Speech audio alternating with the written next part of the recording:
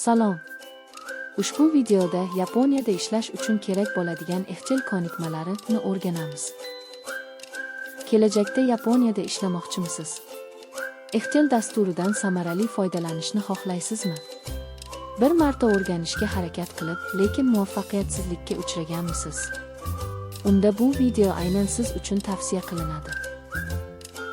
Lekin xavotir olmang. Ushbu videoda faqat haqiqatan kerakli bo'lgan narsalarni o'rgatamiz. Agar ushbu kanalning videolarini oxirigacha o'rganib chiqsangiz, darhol Yaponiyada ishlash imkoniyatiga ega bo'lasiz. Unda keling darhol Excel dasturini ochamiz. Avvalo ekranning pastki qismida joylashgan Search tugmasini bosing. Versiyaga qarab bu joy boshqa bo'lishi mumkin, lekin belgisi bir xil bo'ladi. Shuning uchun topishga harakat qiling. Bu yerga Excel deb yozamiz. Shunda Excel belgisi paydo bo'ladi. Shu belgini bosganingizda Excel dasturi ishga tushadi. Boshlang'ich sahifangiz ushbu videodagidan farq qilishi mumkin. Lekin Blank Workbook tugmasini bosing. Bu sizning boshlang'ich sahifangiz bo'ladi. Exceldan foydalanishda muhim bo'lgan 3 ta so'zni avval eslab qolaylik. Birinchisi tel. Ushbu yashil chiziqlar bilan ajratilgan kvadratga tel deyiladi. Hozir tanlangan sel ustun bo'yicha, satr bo'yicha esa 3, ya'ni bu 3 deb ataladi. Kelajakda tel so'zi ko'p marotaba uchraydi, shuning uchun uni yodlab oling. Ikkinchisi bu worksheet. Bu butun ko'rinib turgan bitta sahifani anglatadi. Worksheet oldin aytib o'tilgan chellardan tashkil topgan bitta sahifa deb tasavvur qiling. Mana bu tarzda juda ko'p chel mavjudligini ko'ryapsiz. Bu atama ham keyingi tushuntirishlarda tez-tez uchraydi, shuning uchun asta-sekin eslab qolaylik. Uchinchisi bu yuqori qismda joylashgan tab hisoblanadi. Hozirda Home tab tanlangan va bu yerda keyinroq tushuntiramiz, matn rangini o'zgartirish kabi funksiyalar mavjud. Agar boshqa tabni tanlasangiz, ko'rinayotgan menyu ham o'zgaradi. Avvaliga shunchaki bu joy tab deb atalishini yodda saqlab qolish kifoya. Endi uni amalda qo'llaylik. Birinchidan bir nechta matn kiritamiz. A1 ni bosing. Agar u yashil rangda aylana bo'lsa, hammasi joyida.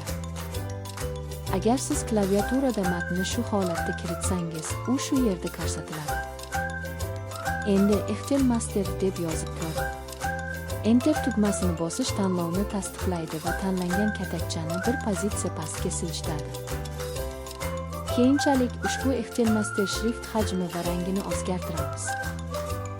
Iltimos A1 tugmasini bosing. Matn chiqib ketmoqda, lekin bu bilan hech qanday muammo yo'q. Bu shrift o'lchami hozirda 11 sifatida ko'rsatiladi. Agar siz 11 yonidagi raqamni tanlasangiz, ko'plab raqamlar paydo bo'ladi. Raqam qanchalik baland bo'lsa, harflar shunchalik katta bo'ladi. Keling, 24 ni tanlaymiz. U kattalashib ketdi. Excelda agar belgilar hujayra ichiga sigmasa, ular to'lib ketadi. Ilgari men raqamning yonidagi teskari uchburchak tugmasi yordamida o'lchamni o'zgartirdim, lekin siz uni katta va kichik ni bosish orqali ham o'zgartirishingiz mumkin. Siz uni biroz kattaroq yoki kichikroq qilishingiz mumkin. Keyinchalik biz matn rangini o'zgartiramiz. Iltimos A1 ni tanlang. U yorligida A deb nomlangan tugma ham mavjud. Buning o'ng tomonidagi pastga qaragan uchburchak tugmachasini bosing. Bu yerda siz o'zingiz yoqtirgan rangni tanlashingiz mumkin. Keling, sevimli rangingizni tanlaymiz. Bu videoda men qizil rangni tanladim. Keyin rang shu tarzda o'zgardi. Keyinchalik ekranni qanday kattalashtirish va kichiklashtirishni tushuntiramiz. Ish paytida matnni ko'rish qiyin bo'lgan paytlar bo'lishi mumkin. Bunday hollarda siz ekranning pastki o'ng qismidagi satrni o'ngga yoki kichraytirish uchun chapga siljitish orqali kattalashtirish va kichraytirish mumkin. O'lchamni o'zingiz ko'rishingiz oson bo'lgan o'lchamga sozlang. Keyinchalik hujayralarni qanday birlashtirishni o'rganing. Hujayralardan tashqariga chiqqan belgilar bor va biz ularni birlashtirmoqchimiz. Agar siz addendumni birlashtirmoqchi bo'lsangiz, avval ularni tanlang. Faqat boshi oq, undan keyin esa qora rangga aylanadi. Keyin tortda katakchani bittaga birlashtirish uchun ilk yorligidagi Marge and Center tugmasini bosing. Bo'shatish uchun yana bosing. Bu rishta. Keyingi bosqichda jadval yaratishni o'rganamiz. Bu safar natijalarni ko'rsatadigan jadvalni yaratamiz. Jadval tuzishda avval sarlavhalarni yozamiz.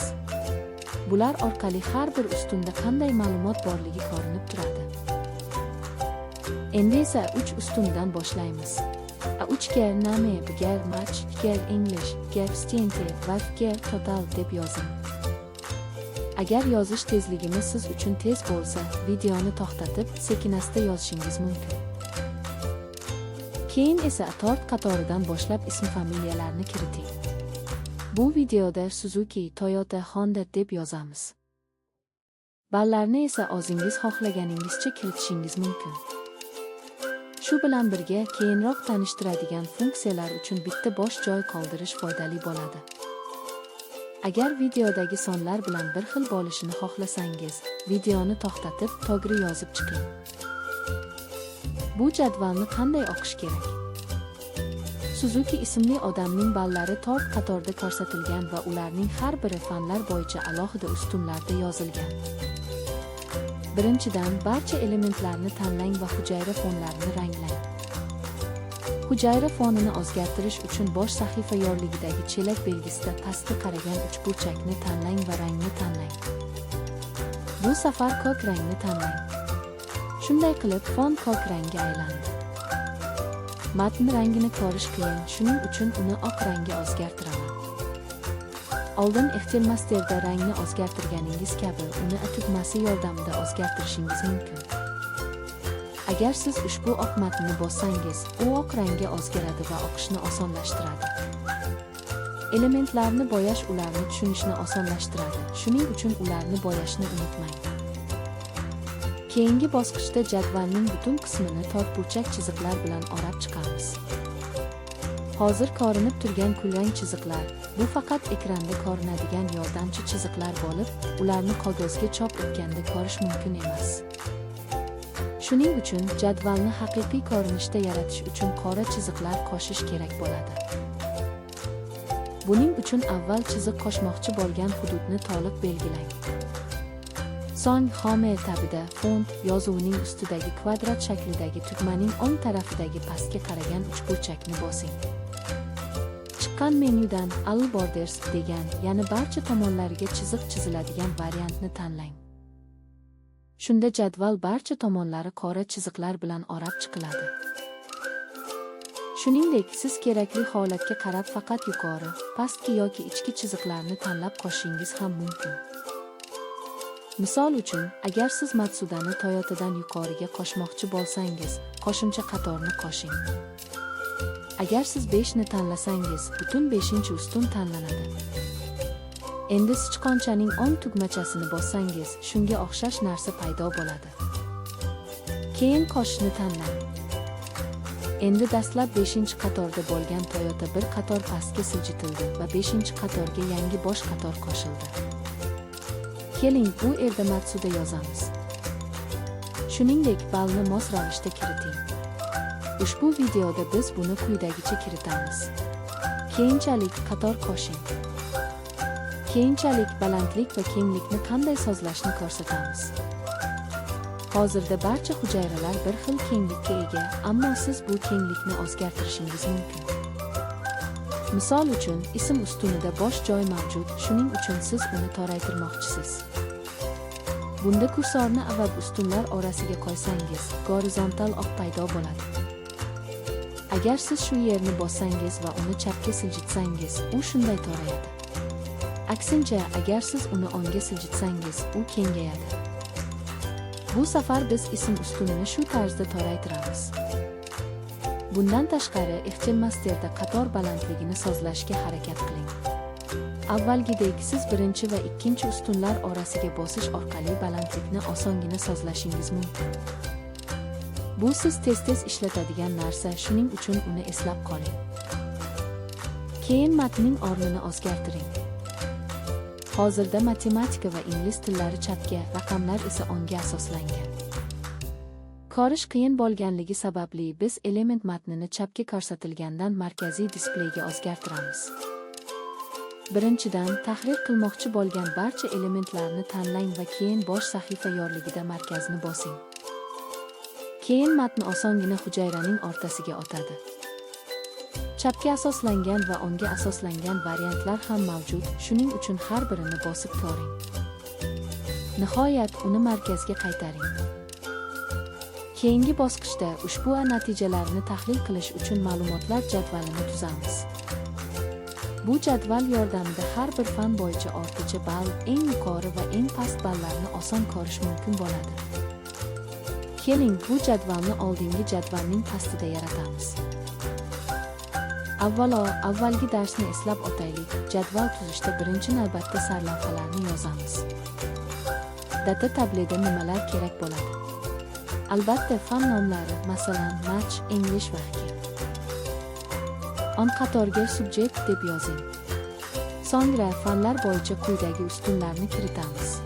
Total, average, mah, ming va tun. Bularni ketma-ket kiriting. Video tez bo'lsa, pauza qilib sekin yozishingiz mumkin.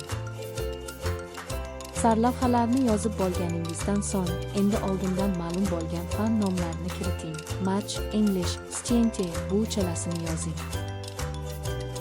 Endi oldingi jadvaldagi kabi sarlavhalarga rang beramiz va jadvalga qora chiziqlar chizamiz.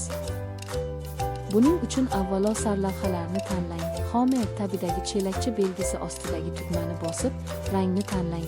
Bu safar apelsin rangini tanlaymiz. So'ng sarlavhalarning matn rangini oq rangga o'zgartiring.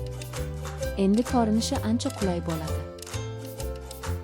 Keyin esa butun jadvalni tanlab, font bo'limi ustidagi ramkalar belgisi ostidagi tugmani bosing va All Borders ni tanlang.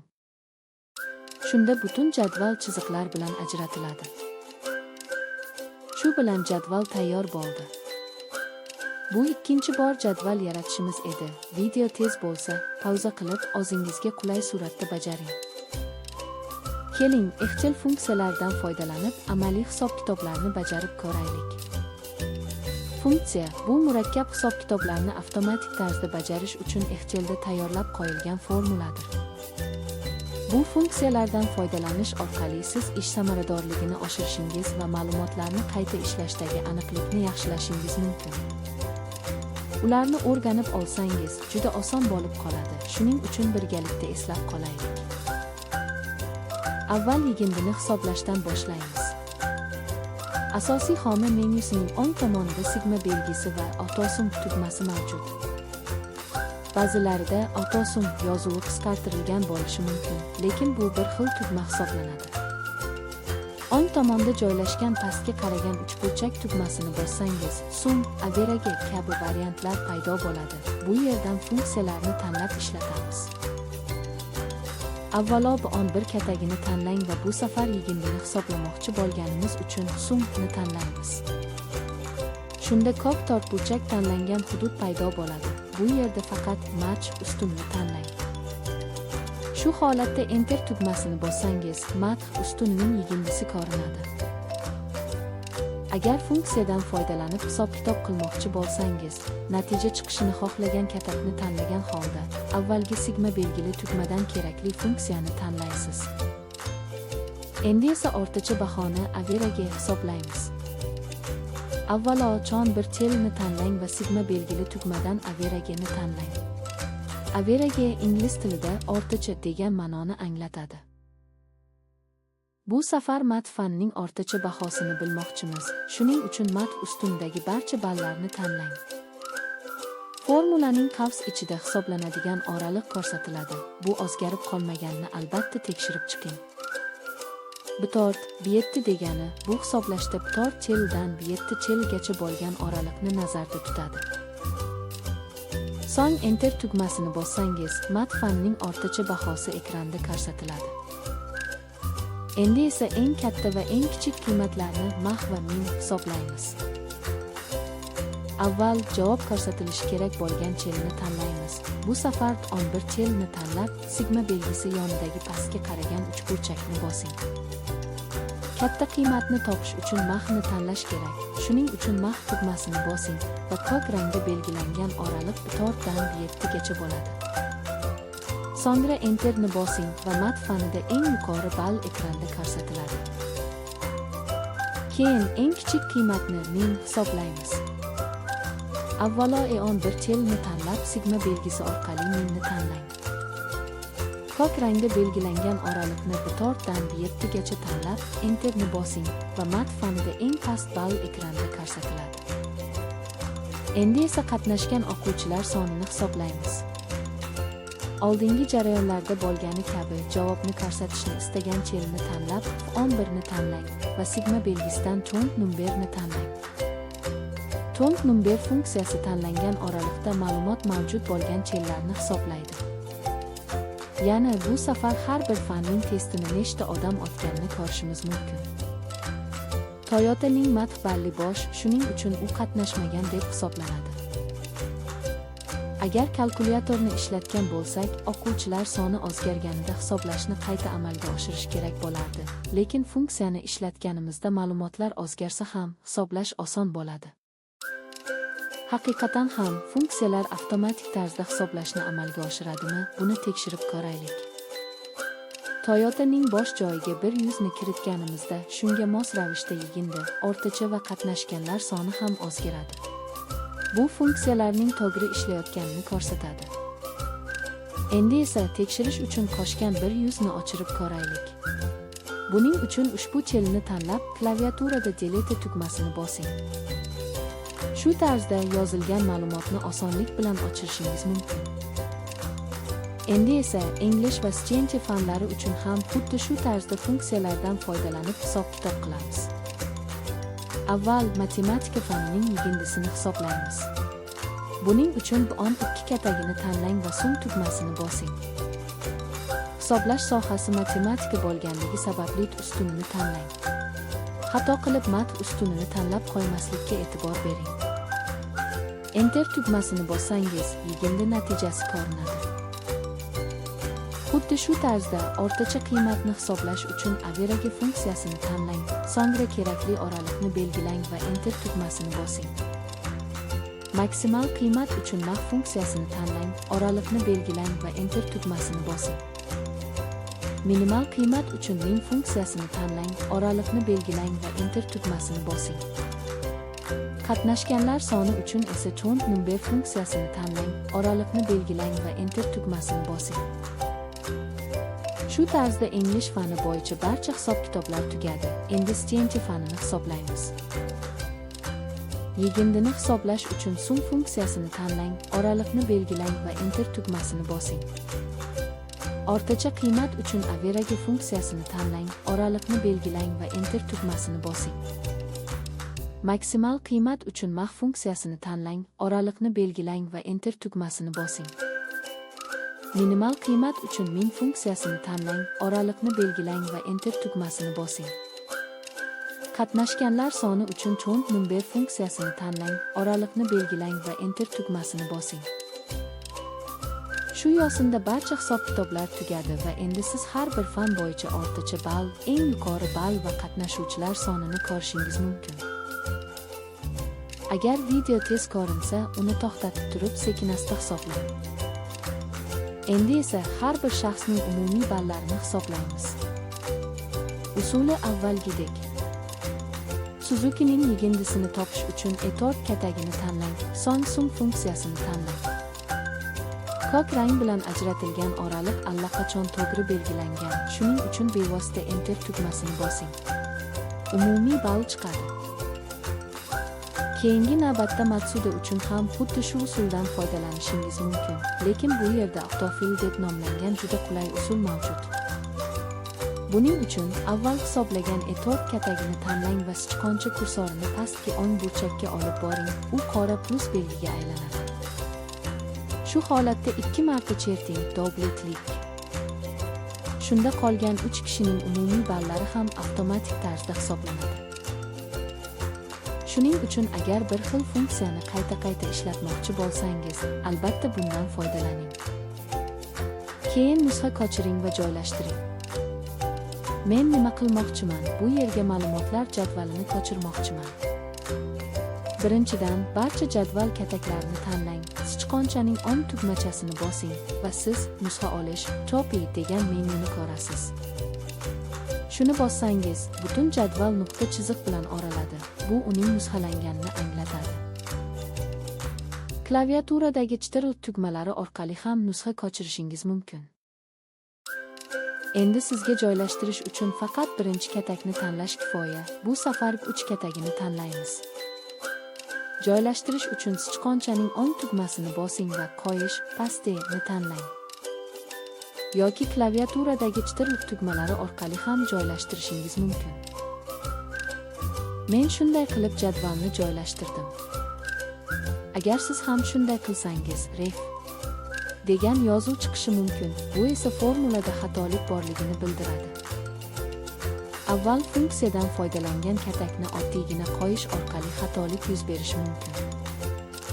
Bunday xatolikni oldini olish uchun nusxa kochirish, copy va qo'yish, paste o'rniga kesib olish, chut va qo'yish, paste funksiyasidan foydalanish kerak bo'ladi. Agar nusxa olishdan oldingi holatga qaytmoqchi bo'lsangiz, chap yuqoridagi orqaga qaytish, undoq tugmasini bosing. Yoki klaviaturada chitir tugmalarini bosish orqali ham avvalgi holatga qaytishingiz mumkin. Agar vaqtingiz bo'lsa, klaviatura qisqa tugmalarini shortcut keys ham eslab qolishga harakat qiling. Bu ishni tezlashtiradi. Endi kesib olib, chut jadvalni boshqa joyga ko'chirib o'tamiz. Avvalgidek butun jadvalni tanlang, sichqonchaning on tugmasini bosing va kesib olish, chutni tanlang. Klaviaturada esa chitir tugmalarini bosish orqali ham kesib olishingiz mumkin.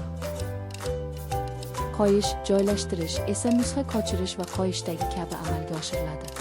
Yangi joyni tanlang, on tugmani bosing va qo'yish, pasteni tanlang. Yoki chitir tugmalarini bosing. Jadval muvaffaqiyatli kochirildi.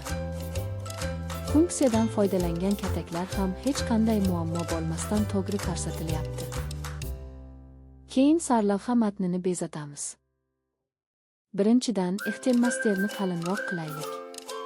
Matnni qalin qilish uchun tugmasini bosing. Oddiy holatga qaytish uchun yana bosing. Keyinchalik matnni qiyshaytirish uchun ning o'ng tomonidagi belgini bosing. Bu matnni qiya qiladi. Oddiy holatga qaytish uchun yana bosing. Endi matnning tagiga chizish uchun uni bosing. Keyingi qadam bu jadvalni tahlil qilishni osonlashtirish. Avvalo butun jadvalni tanlang. So'ng har doimgidek Home tabini emas, balki uning yonidagi Insert tabini tanlang va Tablet tugmasini bosing. Shunda Create Tablet degan oynacha pop-up paydo bo'ladi. Undagi Tablet Headers degan belgini tekshirib chiqing, belgilangan bo'lishi kerak. So'ng ok tugmasini bosing. Endi ustun nomlarning pastki o'ng burchagida kichik belgilar, filtr belgisi paydo bo'ldi va boshqa joylar ham avtomatik ranglanadi. Ushbu jadval funksiyasi sizga ko'p narsalarni qilish imkonini beradi. Masalan, testlarning umumiy ballarini eng yuqoridan pastgacha tartiblashni xohlasangiz, total ustunidagi pastga qaragan uchburchak belgini bosing. So'ngra Sort Largest to Smallest tugmasini bosing. Shunda natijalar yuqoridan pastga qarab tartiblanadi. Siz o'zingizning ehtiyojlaringizga mos keladigan boshqa narsalarni xuddi shu tarzda saralashingiz mumkin. Bu funksiya filtr deb ataladi. Bundan tashqari, ismning pastga uchburchak belgisini tanlasangiz, tasdiq belgisi paydo bo'ladi. Tekshirish belgisi ma'lumotlar jadvalda ko'rsatilganligini bildiradi. Shunday qilib, agar siz bu yerda Toyota belgisini olib tashlasangiz, u endi jadvalda ko'rinmaydi. Bu aniq ma'lumotni topmoqchi bo'lganingizda eslash uchun juda foydali xususiyatdir. Bu yerda e'tiborga olish kerak bo'lgan muhim narsa bor. Bu safar Toyotani o'chirish orqali o'ng tarafdagi Stenchi qatori ham yo'qoldi. Agar siz Toyota'ni o'chirsangiz, butun chiziq yo'qoladi. Shunday qilib, filtrdan foydalanmoqchi bo'lganingizda, jadval bilan bir qatorga boshqa ma'lumotlarni qo'ymasligingizga ishonch hosil qiling.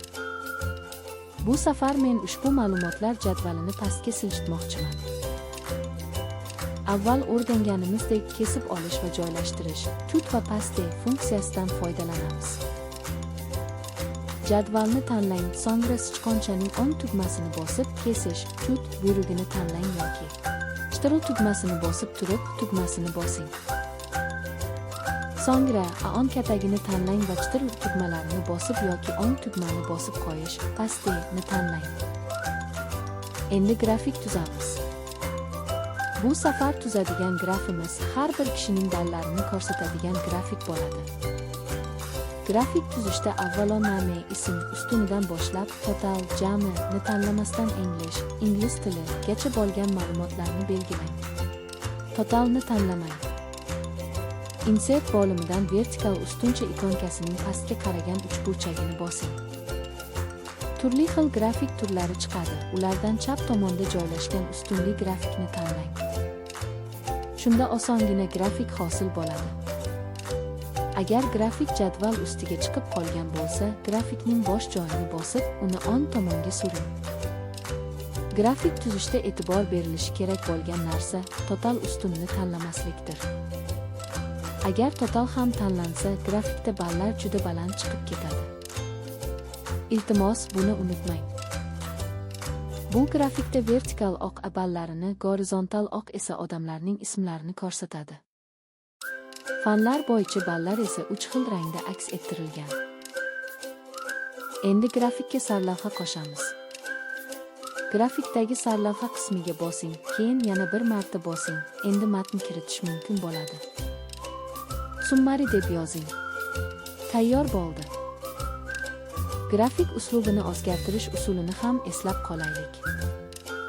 Grafikni tanlaganingizda chart desing degan tab paydo bo'ladi. Shu yerga kursorni olib borsangiz, turli xil uslublarga o'zgartirish mumkin bo'ladi. Bu safar o'zgarish oson ko'rinib turishi uchun qora rangli uslubni tanlaymiz. O'zgartirishni muvaffaqiyatli qildingizmi? Endi esa oxirida yaratilgan faylni saqlaymiz. Faylni saqlash orqali ertaga shu faylni yana oson tahrirlash mumkin bo'ladi. Chap yuqori burchakdagi file tugmasini bosing va saviyasini tanlang. Bu sahifa har kimda turlicha ko'rinishi mumkin, lekin hizbni tanlang. O'ng tomondan desktopni tanlang. Agar sizda bu ekran chiqmasa, browser tugmasi orqali desktopni qidiring.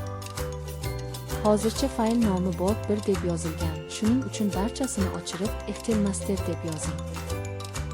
So'ngra Save tugmasini bosing. Agar fayl nomi o'zgargan holda ko'rsatilayotgan bo'lsa, demak muvaffaqiyatli saqladingiz. Fayl nomi o'zgarganligini tasdiqlagach, yuqoridagi tugmasini bosib faylni yoping. Dastlabki sahifa desktop deb ataladi va biz hozirgina desktopga Excelmaster xush faylini saqlagan edik. Ushbu faylni 2 marta bosish orqali yana ochishingiz mumkin. Kelgusida biror narsani o'zgartirganingizda ustiga yozib saqlash, ya'ni mavjud faylni yangilash kerak bo'ladi. Buning uchun file menyusidan Save tugmasini bossangiz, o'zgartirishlaringiz faylga saqlanadi. Bu boshlang'ich kursini yakunlaydi, lekin nima deb o'yladingiz? Agar siz kanalga obuna bo'lsangiz, uni osongina qayta ko'rishingiz mumkin. Shuning uchun uni ko'rib chiqish uchun ushbu videoni qayta tomosha qiling. Tomosha qilganingiz uchun tashakkur.